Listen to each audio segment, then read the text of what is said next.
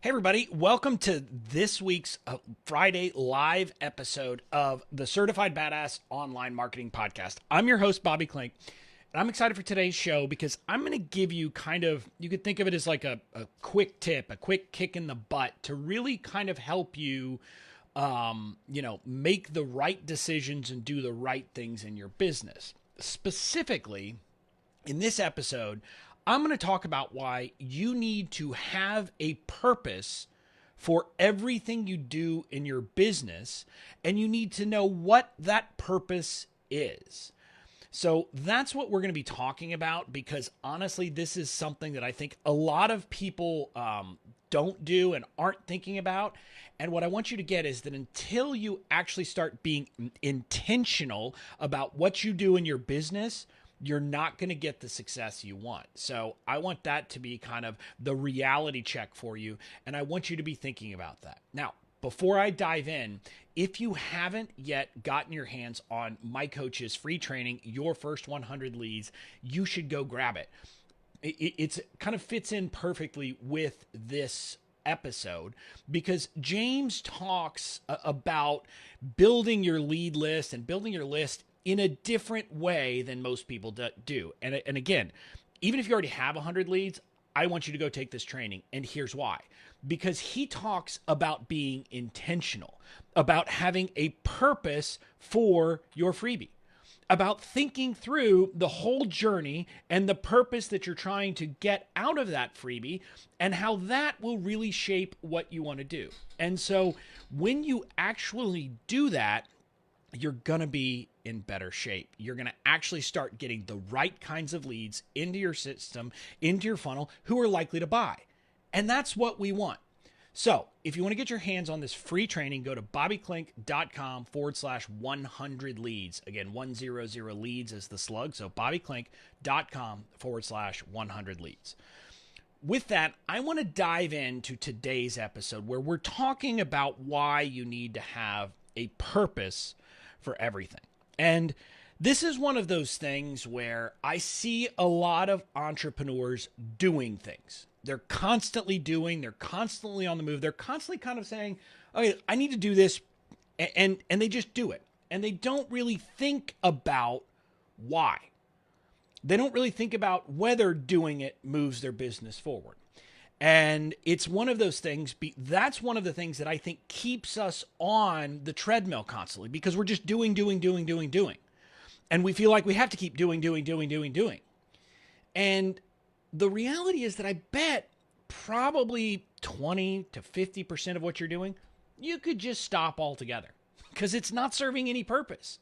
But you'll never know that until you come back and start thinking about what is the purpose? Why are you doing these things? When you actually think about that, all of a sudden you're able to reframe and say, okay, why am I doing this? Should I be doing this? And what I want you to get is that we could talk about this in so many different ways, but I'm going to frame it in a very specific context because it's a great way that I think, frame the discussion because it relates to something that I just did in my business. And I'm going to talk about it in the context of social media, but I want you to understand what I'm talking about here.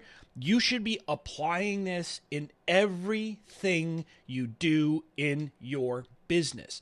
It's not something you should be saying, oh, well, this is only about social and I don't need to worry about it. I want you thinking about this in social, in content, in promotions, in everything you do. But the reason why I'm going to talk about it in social is because I've seen a lot of things happening where people are doing things on social without thinking about it. And they're doing it maybe because someone said so. And because someone said so is not a good enough reason. And so I want you to think about this. I've seen this all over recently. Now, you've heard me forever rail about the notion that you don't need to be everywhere for everybody. And that's where I see it the most often is people are just trying to be everywhere. They're just trying to, they post here and they post there and they post this and they do that. And, oh yeah, I'm on Twitter and I'm on this and I'm on that. And they're running themselves ragged. But I saw a really pronounced version of this lately. Like, I don't know about you, but suddenly everybody and their mother is talking about TikTok. And so I see all of these entrepreneurs running over to TikTok and say, "Oh, I got to create a TikTok account. I got to create a TikTok account." I have no idea whether that's a good idea or not. But these are the same entrepreneurs who would tell you, "Well, I'm struggling to get traction on Facebook. I'm struggling to get traction on Instagram. I'm struggling to do much on Pinterest. I'm struggling on Twitter. I'm struggling here. I'm struggling there. TikTok, that's the answer." And it's this kind of mindless, what is the newest thing? Instead of saying very intentionally, why would I go and start a TikTok account? And I'm not picking on TikTok. I want to be clear. It just happens to be the new kid on the block. But before you run out and start a TikTok account and start putting TikTok videos up, I want you to ask that simple question. How does it fit into my marketing plan? What is my purpose? What is my goal of creating that account? And what am I going to do with it? And if you can't answer those questions and you don't have good answers to those questions, stay the hell off TikTok. Because you don't have enough time to be doing all the damn things. That is the reality, and that's the reality that most people aren't thinking about. And so first of all, I want you to be thinking about this and have a purpose before you do anything at all. And if you can't come up with a good purpose, you shouldn't be doing it. You shouldn't be doing something new or something different, etc. And I could give you another example of people who are like, they have a course and it's not really something like, "Oh, I'll just create a membership instead." Well, okay, explain to me the purpose of shifting from a course to a membership and why you believe that's going to make the difference. If you can't, don't. But the bigger thing with having a purpose is that even if you find there is a purpose, it forces you to think through and have a coherent strategy. And I want to talk about this in the context of my social media strategy.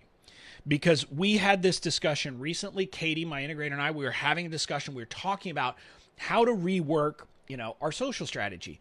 And at first we were thinking, well, let's just talk about, okay, what are we going to post and when are we going to post it? And I said, wait, no, that's not the way to think about this. We need to kind of talk about the different places where we play. And it's my Facebook page, my free Facebook group, my paid Facebook group, my Instagram. Those were kind of the big areas we were thinking about. And I said, okay, what is the goal?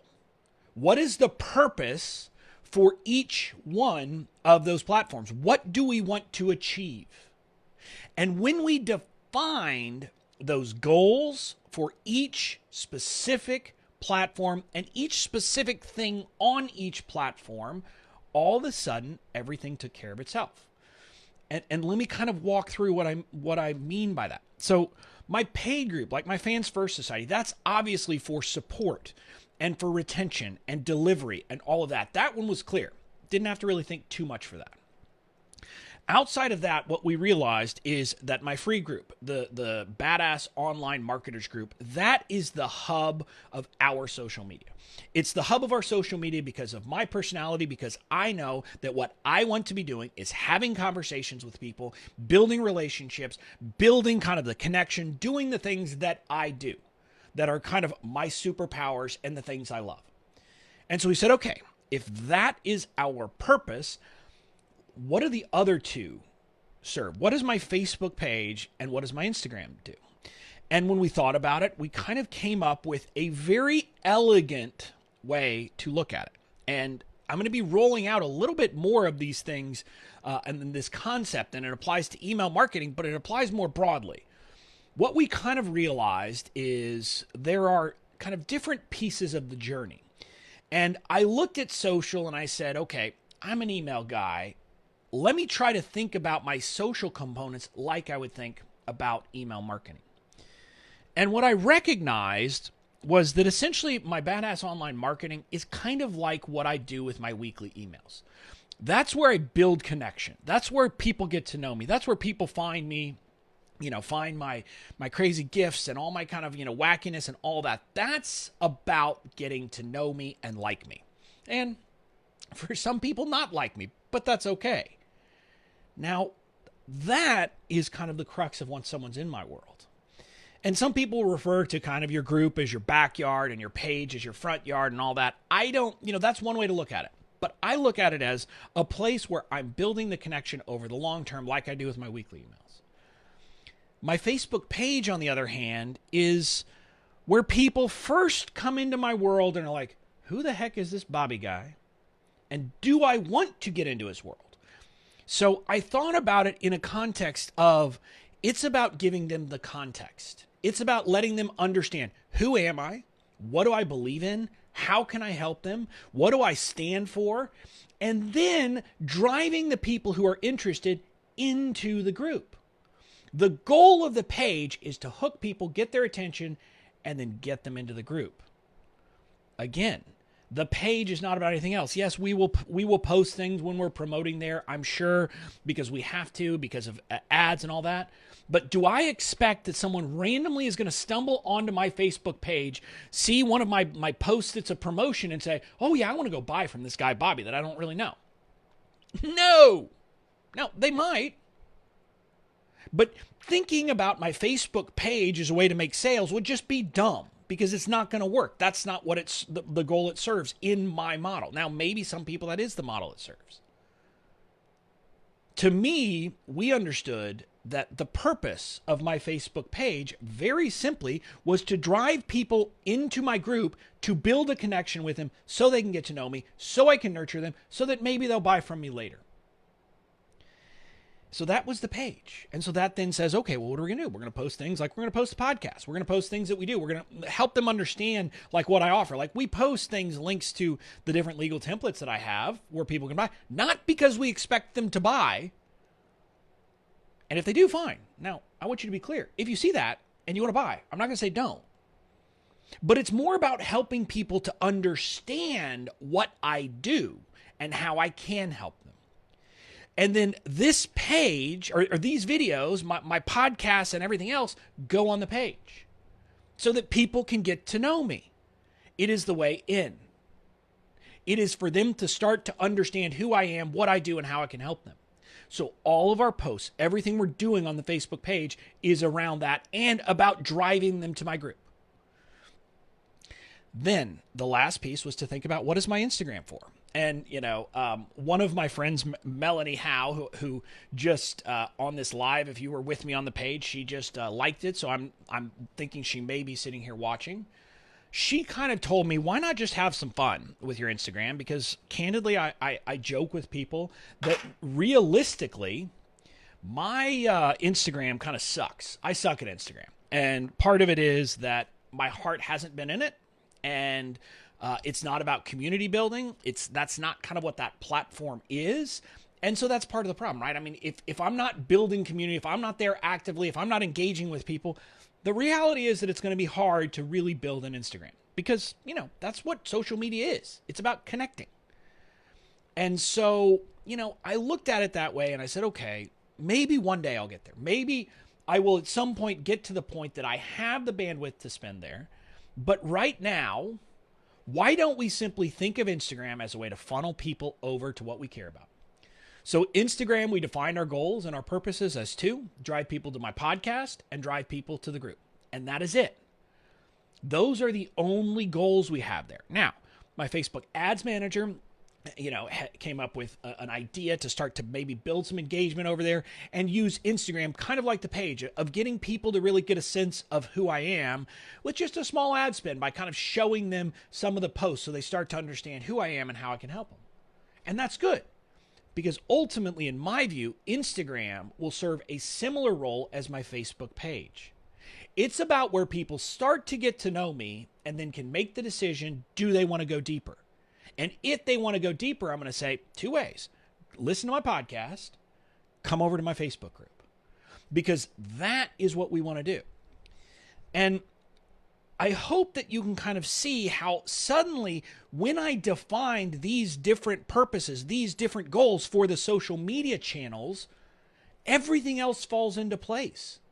I don't have to now spend a ton of time thinking through, what am I going to post on each one of these places? Or my team doesn't. We don't have to think about that. It's natural. You can naturally say, okay, got it. Yeah, okay, it makes sense. But more importantly, it means that we're not just kind of taking a shotgun approach where we're just posting random ass crap all over the place. And, I hope that doesn't sting you, but if it does, if that stings you a little bit, it's probably because you're posting random ass crap all over the place without being intentional.